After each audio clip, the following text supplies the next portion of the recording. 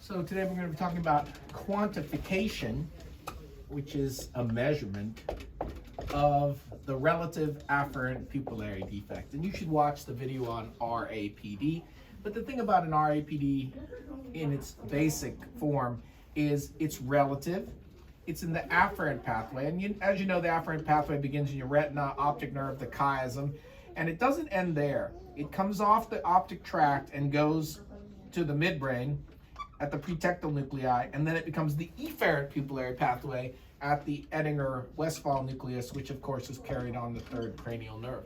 And so the relative afferent pupillary defect is a defect that we can detect in the pupil pathway on the afferent side, not the efferent side, relative to the fellow eye. And so the way we test that is by swinging the light from the right to the left, and then from the left to the right. And if it's equally balanced, both the direct and consensual response will be equal, and there'll be no dilation. So we can quantify that relative difference between the two pupils. And there are grading scales like 1+, 2+, 3+, 4+. I'm not a big fan of these kinds of grading scales because they're very subjective. But if you want to just give an example, I would say a medical student can detect a 4+ RAPD because it's so obvious. When you swing the light from the right to the left, it just dilates right away. So that's the kind of RAPD we bring the medical students in and show them because it's so obvious. A 3+ is similar, but it's not as dramatic. And so they might have to look at it a couple of times. Versus a 1+ and a 2+, which is still going to show dilation, but it might show initial constriction first because there's hippus. And so those low-level RAPDs, you really have to balance out the light and swing it several times to get rid of the hippus to detect a subtle RAPD that's 1+, where it's just escape, we call that. So the pupil constricts a little bit or holds, and then it escapes. That is what I would call a 1+ RAPD.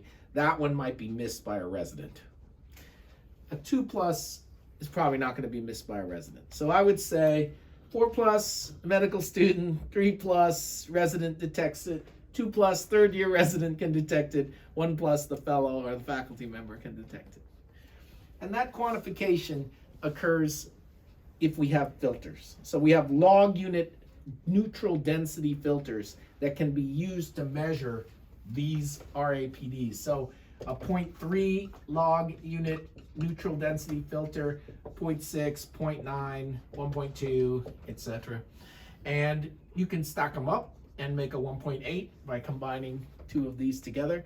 And so the reason it's useful to quantitate and use a quantitative filter, and we have these 0.3 log unit filters, is when you have a subtle RAPD.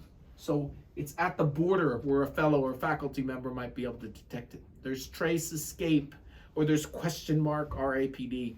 The 0.3 log unit filter can be used to detect this, because if we put it over the eye, we put the filter over the eye that has the RAPD or the supposed RAPD, it'll make it more easy to see. So it'll convert something that's a trace RAPD into a more visible 1 or 2+ RAPD because you've made it darker by putting the filter in front of the eye. And if you put the filter in the other eye, it'll neutralize the RAPD. So to me, the best use of the quantification filters, the neutral density filters, is for the detection of trace to 1+ RAPD by making it more obvious in front of the bad eye and neutralizing it by placing it in the fellow eye. The other grading schemes really don't help me that much because your 2+ is not my 2+. In fact, your 2+ is probably not even your own 2+. And so it's not that useful from time to time. And it's much more important that you recognize that someone has an RAPD than actually quantifying it.